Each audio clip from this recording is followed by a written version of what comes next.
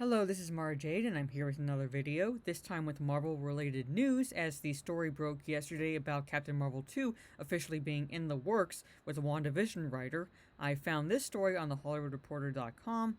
Now, I did see the first Captain Marvel film, however, I did not see it in theaters. I will leave it open to your own interpretation how I did see the film, but excluding the feminist angle to the film, particularly with the "baby, can you give me a smile" scene, where she nearly breaks the guy's hand and steals his motorcycle, but hoorah girl power, and the nerfing of Nick Fury, I found the movie lackluster at best and extremely boring at worst. I could not tell you much of anything that happened in that film. It made no impression on me. However, this story broke and I figured I'd give my 2 cents on it, and we'll dive into this article right now. So let's go, shall we? Alright, Marvel is moving the action from the 1990s to the present day with scribe Megan McDonnell. A sequel to Marvel's billion-dollar grossing Captain Marvel is officially in the works. In that sentence right there, the author is omitting two little facts regarding the release of the first film. The first little fact being omitted is that typically studios, when releasing their films, stagger the release dates to maximize profits, or at least ensure maximum profits, as well as longevity of the movie within this theater system. Disney, however, released this film in nearly every market worldwide on the opening weekend. That's basically unheard of. Now, why would they do that? One might ask. Well, most likely because they figured lackluster reception, negative reactions, and mediocre word of mouth would impact any future releases worldwide. So, to ensure they at least regained a profit on the film, they released it worldwide, nearly so, with the exception of maybe two markets, on opening weekend. Now, the second fact that this author omits is the little fact that this movie was conveniently sandwiched between two highly anticipated MCU films, that being Infinity War and Endgame, with an implication being that this film, or at least Captain Marvel, would tie directly into particularly Endgame.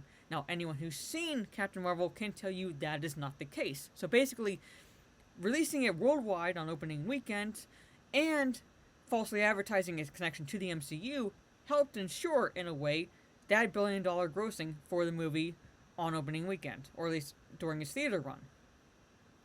Omitting those two little facts in one sentence. But I guess making $1 billion makes it quality, makes it a good film. The company has tapped rising scribe Megan McDonnell, a staff writer on the Marvel-based series WandaVision, to pen a script for a follow-up to the 2019 pick that starred Brie Larson and Samuel L. Jackson. McDonnell is in final negotiations to seal her deal. The fact that they call her a rising scribe is kind of a red flag for me. Now, I don't know anything about her writing. I don't know anything really about her in particular, but you're tapping a new writer to pen a big-budget film tells me that you're placing more emphasis on the fact that she's a female writer, a female, versus whether or not she can actually pen a script for a big-budget film. Now, again, don't jump down my throats. I don't know much of anything about her, but that is a red flag for me moving forward with the MCU. And that is, in the words of Kevin Feige, how they're looking for more diversity and representation, meaning that they're placing skin color and gender over the qualifications of the filmmakers and writers. Alright? Oh boy. Sources say that Anna Boden and Ryan Fleck, who co-wrote and directed the initial film hit, and I love how they use the term hit there, will not return to helm the sequel, but are in talks to remain in the Marvel Universe and direct a possible Disney Plus series. Marvel is hoping to find a female filmmaker for Captain Marvel 2 and is eyeing a potential 2022 release date. I have a problem with that last sentence because they are emphasizing the person's sex over the qualifications for the job. Now, when you judge a person based on sex, what does that make you? Say it with me, a sexist. Why any feminist would support this is beyond me, because they are relegating the person first to her gender, what's between her legs, and then secondly to whatever talent she has. So, second red flag, right there. Bringing on a new writer and looking for a female filmmaker, female being first. Now, I'm going to say this. It does not automatically mean that the filmmaker is going to be bad because she's a female. Case in point, Wonder Woman is highly loved DCU film, and it was directed by Patty Jenkins. Gender means nothing. It's the emphasis you place on the gender prior to whatever the person is bringing to the table is what I have an issue with. And what Marvel can't seem to grasp, and why they can't seem to understand their sales are in the toilet regarding some comic book lines. Particularly Captain Marvel. Details of any high-flying take were not revealed, but the new story will move the setting from the 1990s of the original movie to the present day. Well, no shit, because Endgame took place in present day, basically. Marvel had no comment. Captain Marvel had several writers on it, including Nicole Perlman, Meg LaFauve, and Geneva Robertson de Warrette, as well as Bowden and Fleck. I find it interesting that you single out 3 female writers. Larson played Carol Danvers, a human who becomes involved in the war between 2 alien races, the Kree and shape-shifting Skrulls, who, by the way, were kind of turned into refugees, even though I don't know the comic books that well, or the Carol Danvers comic books that well, but weren't they the bad guys? And they kind of turned them into the good guys in Captain Marvel? But, I don't know. Surviving an explosion tied to an alien engine imbued her with incredible power, making her one of the most powerful heroes in the Marvel Cinematic Universe. Something she proved during her subsequent appearance in 2019's Avengers Endgame. Didn't she get stomped by Thanos? Basically headbutted into oblivion? I did not see Endgame, but I have seen that scene, and that was a pretty damn big headbutt. Knocked her completely the fuck out. But hey, she proved she was the strongest. Marvel had been mostly mum on Captain Marvel 2. The Disney division's head, Kevin Feige, did tease it at San Diego Comic-Con in July during the company's Hall H panel, when at the very end of the session he blurted out, "We didn't even mention that we're making Black Panther 2. Surprise, surprise there. And we didn't mention that Guardians of the Galaxy 3 is coming." Well, we kind of unofficially knew that. We were just waiting for you to say something because we comic book fans and basically superhero movie fans knew that James Gunn is working on the DCEU reboot of the Suicide Squad, and he inferred that he was doing that first and then coming back to the Marvel Universe, so it's no surprise there. We didn't even have time to talk about Captain Marvel 2, by the way. I didn't even have time to talk about the Fantastic Four. There hasn't really been any good adaptation of the Fantastic Four. Fan Four-Stick was god-awful, and I'm not really trusting it under Kevin Feige's leadership within the Marvel Cinematic Universe, but that's just me. And there's no time left to talk about mutants. Captain Marvel was Marvel's first female-centric movie. It should have been Scarlet Witch or Black Widow, but that's just me. And proved to be an overperformer at the box office, again going back to my 2 points earlier in the video, generating over $1.1 billion worldwide. McDonnell is a relatively new writer, red flag, and with WandaVision, her first major credit. That's the big red flag.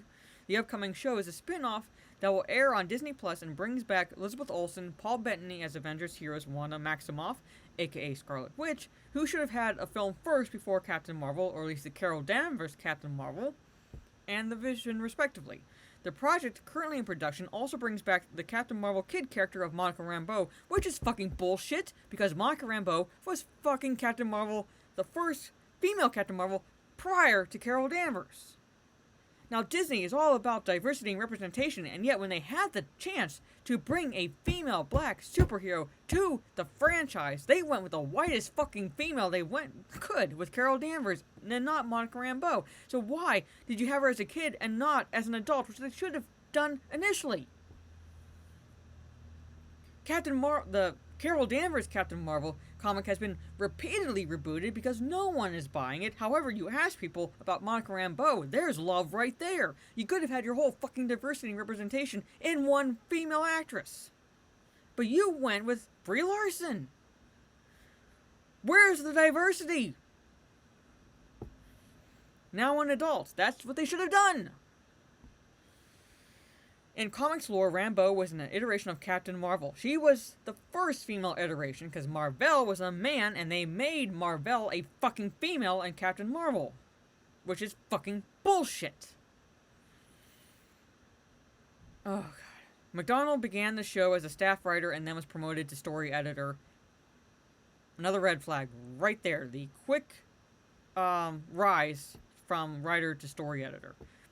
Okay, she could be talented. I don't know much of anything about her, but when that happens very quickly, that reeks of an agenda.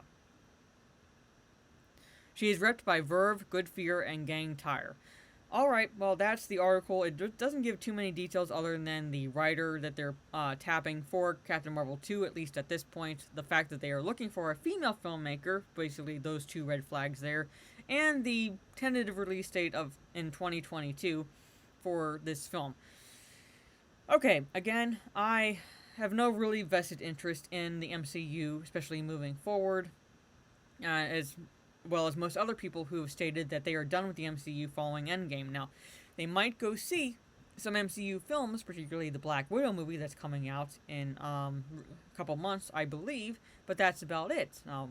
I am also interested possibly in the Blade film because they're bringing Blade back into the MCU, but I don't entirely trust Kevin Feige, and I really don't trust that the current state of the MCU won't show how basically woke they are going to become. But anyway, that's just my opinion. It's not about the article.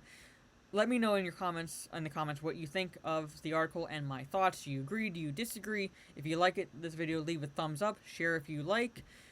Any news Marvel news that comes out, I will try to make videos about it and give my impressions of it. And until then, this is Mara Jade.